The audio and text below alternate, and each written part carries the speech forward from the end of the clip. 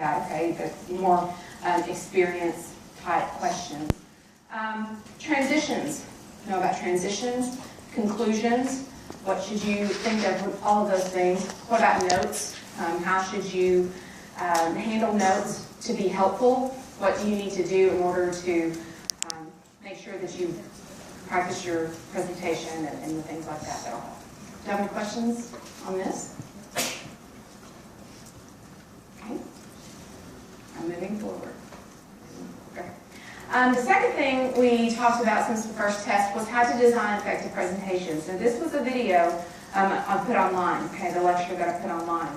So this is chapter 10. Make sure that you're familiar with that. We talked about the purpose of PowerPoint and, you know, whether or not PowerPoint is in or out, or why it even exists, or why is it important, how does it help your presentation. We talked about how to effectively use images. Granted, not necessarily designers, but what are some basic design things that you can keep in mind. We talked about the rule of thirds. We talked about colors, fonts, that kind of thing, style, animation. We talked about proportionate images versus disproportionate images. So be aware of all of those factors that go into designing your presentation. We talked about graphs, okay? Graphs, we did an activity on that, so hopefully you're pretty familiar with that.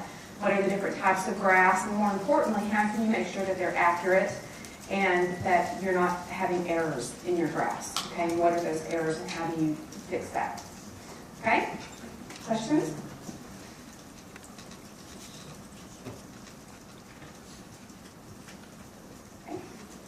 The next thing was Monroe's motivated sequence. We talked about persuasive presentations. Now, this is another way of putting persuasive information together before we talked about writing, and this is specifically about presentations.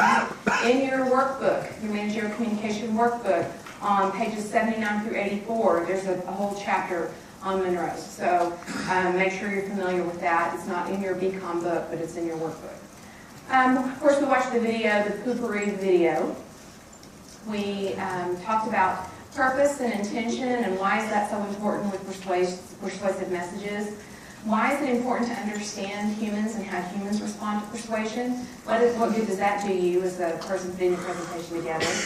We talked about Monroe's motivated sequence, the steps that are involved, but what is the function of each step? And what do you want the audience to do after you present a specific part? Okay, so make sure you are familiar with the step, the function, and the ideal response. Questions?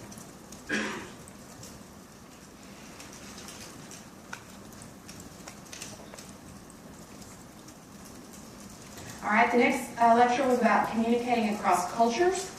There were a couple readings online, and all of these readings are on Blackboard, so you should be able to find them.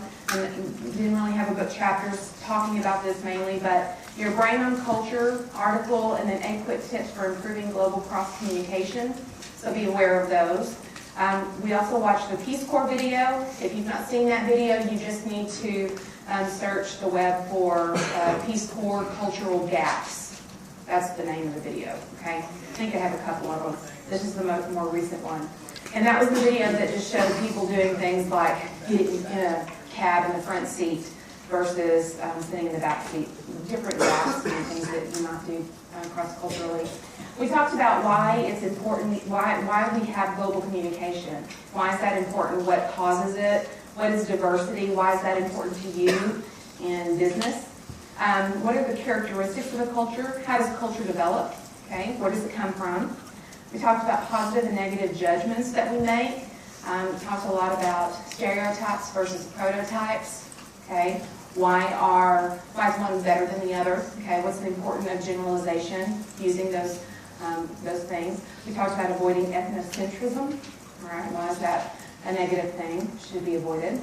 We talked about the different dimensions, cultural dimensions that different cultures have, such as time orientation or power distance. We talked about masculinity versus femininity. We talked about all different types of dimensions that you have to be aware of in a particular culture.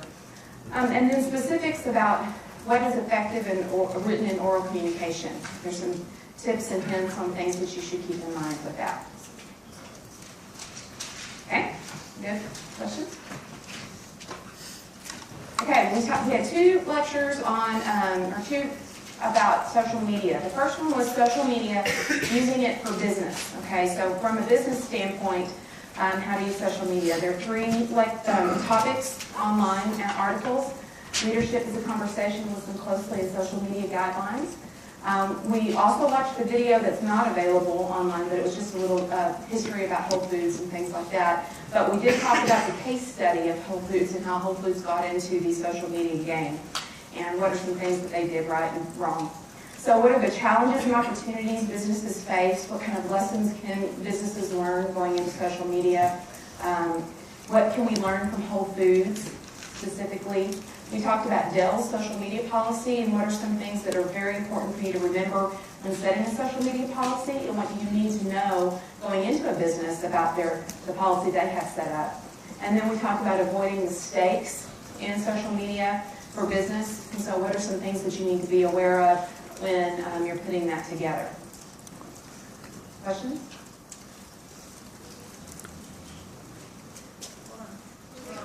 Oh, Just take a picture.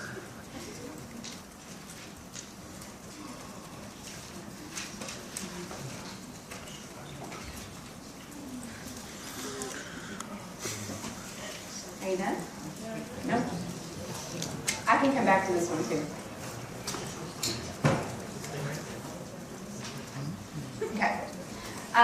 The next thing that we talked about was what do you do with social media? With all the things that you can, all the analytics, how are people using it? How are businesses using that information to help them do business? And so we watched Frontline's Generation Light video. If you were not here to see the video, you can search for it online. It's a PBS Frontline video. It's available for free. There's an article also online. Make sure you read through that, The Future of Digital Marketing. We talked about, there's all types of things the video talked about. Likes, okay, we've heard that about 1,000 times. Engagement, credibility.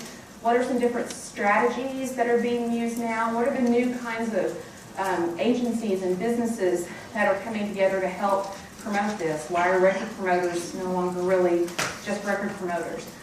Things like that, like the audience. What do they do? Why are they important? And measuring effectiveness. How do you know if social media is being effective for your business? What are the ways that it shows that you can find that out? Okay? Question?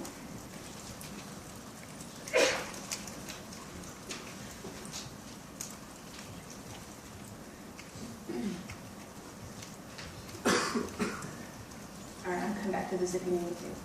All right, and then today, of course, we talked about nonverbal communication. And this video is available. You can find it online. It's called The Secrets of Body Language. I also put an article online called Strike a Pose. It's a very helpful article, hopefully talking about power poses and how that can help you be more confident. Make sure you read that. But this History Channel video is available. The thing is that I had edited it down for size and content, so unfortunately it's just like an hour and a half long online. But anyway. So topics to think about: what is nonverbal? How much of our communication is nonverbal versus things that we say? What are some universal characteristics that you see that the video talks about? What do we see in celebrity and in politics that helps us in real life? Okay, what are some different things that they do where they gives away things, and why is that important? And then how does the body move and things like that? What are some specifics that we can learn from that video? Any questions? Okay. All right, do I need to go back to a certain one?